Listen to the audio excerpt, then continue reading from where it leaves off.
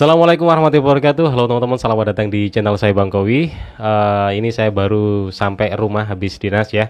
Jadi masih pakai seragam. Sekalian juga ngemotivasi teman-teman bahwa sebentar lagi insya Allah teman-teman akan bisa menggunakan seragam seperti ini dan juga atribut yang sedang saya pakai ini. Mudah-mudahan dengan segera ini semua bisa segera teman-teman pakai. Ya Allahumma amin. Pokoknya sabar aja ya.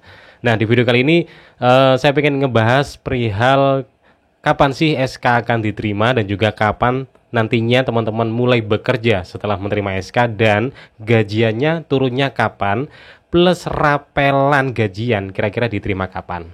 Yuk langsung aja kita bahas selengkapnya.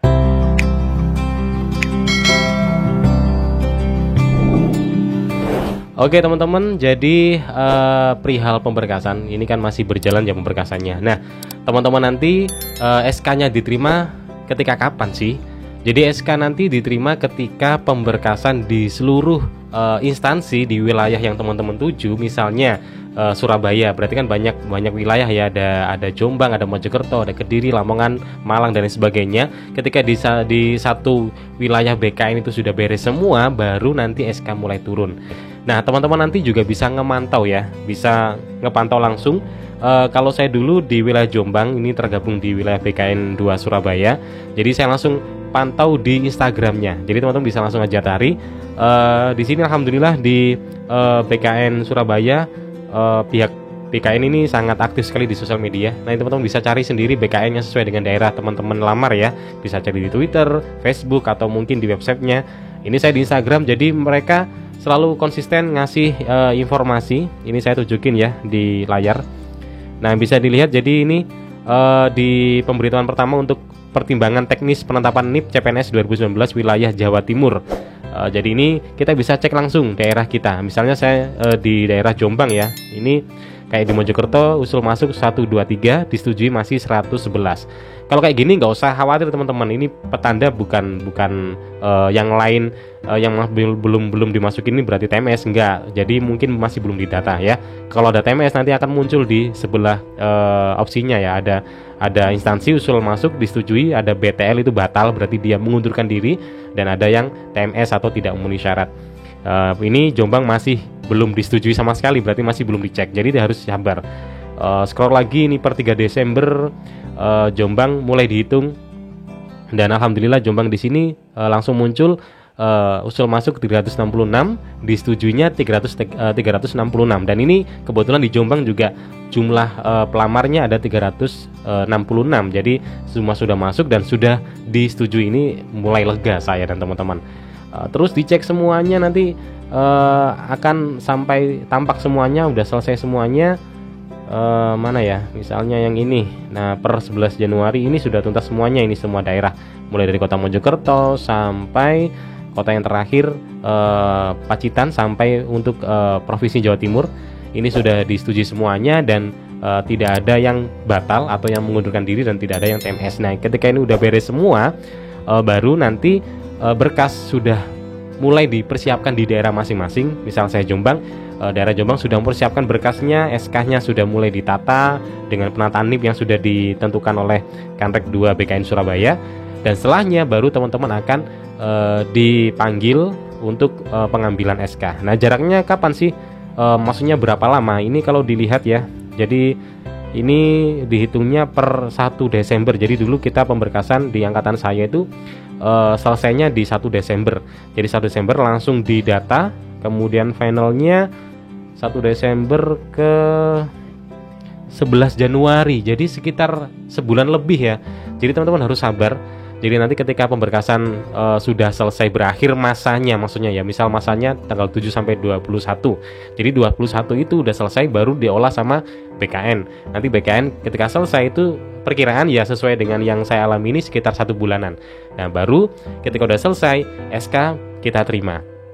Nah ketika SK kita terima, kita nggak langsung bekerja teman-teman. Jadi SK itu hanya berbunyi untuk apa ya, TMT kita sebagai CPNS. Itu gunanya untuk nanti dasar kita untuk mendapatkan hak pensiunan. Jadi kita nanti dihitung dari situ ya. Nah kita nanti bisa mulai bekerja tidak saat SK kita terima, tetapi saat kita menerima yang namanya SPMT. yaitu surat perintah melaksanakan tugas. Jadi nanti teman-teman bakal dapat dua. Yang pertama SK CPNS, ini waktunya beda dengan SPMT ya. SK CPNS untuk mengetahui waktu TMT-nya teman-teman sebagai CPNS. Kemudian mungkin selang seminggu kemudian, atau mungkin 2 minggu kemudian, atau bahkan mungkin beberapa hari kemudian, teman-teman akan diundang ke wilayah kerjanya atau instansinya masing-masing lah ya, untuk mendapatkan yang namanya SPMT. Jadi SPMT ini merupakan surat perintah melaksanakan tugas, dan di situ tertera kapan teman-teman sudah siap bertugas. Misalnya saya dulu nerima SK CPNS-nya adalah di bulan Desember, 1 Desember untuk TMT CPNS-nya. Tapi SPMT-nya berbunyi TMT-nya adalah 1 Januari. Berarti saya mulai bekerja di bulan 1 Januari. Nah, untuk penggajiannya dasarnya adalah SPMT bukan SK CPNS. Jadi kita digaji mulai di tertanggal yang ada di SPMT. Jadi 1 Januari kalau saya dulu, bukan Desember. Jadi Desember itu SK CPNS, yang SPMT Januari. Jadi dasarnya adalah SPMT bulan Januari. Nah, untuk penggajiannya kita nanti harusnya langsung nerima di bulan Januari. Karena gini sistem gajinya PNS ya. Ini keunggulan dari PNS. Kalau pekerja swasta lain, mereka akan mendapatkan gaji ketika mereka selesai bekerja. Misalnya teman-teman bekerja di bulan Januari, nanti Februari awal teman-teman menerima gaji dari pekerjaan di bulan Januari. Itu ya. Jadi itu kalau pekerja swasta atau selain PNS. Tapi kalau PNS, ketika dia di bulan Januari, maka dia langsung digaji sebelum bekerja. Itu keunggulannya. Jadi Januari masuk, ya langsung digaji dulu sampai selesai. Makanya ketika saya TMT SPMT-nya tahun tanggalnya adalah 1 Januari, maka harusnya saya dapat. Cuman berhubung saya ketika masuk belum mengurus yang namanya untuk bank penerimaan gaji PNS, jadi gaji saya untuk Januari tidak bisa diterima dulu gitu. Jadi teman-teman nanti pasti akan gitu ketika baru gabung, kan masih belum ada bank yang harus kita jadikan tempat penerimaan gaji toh.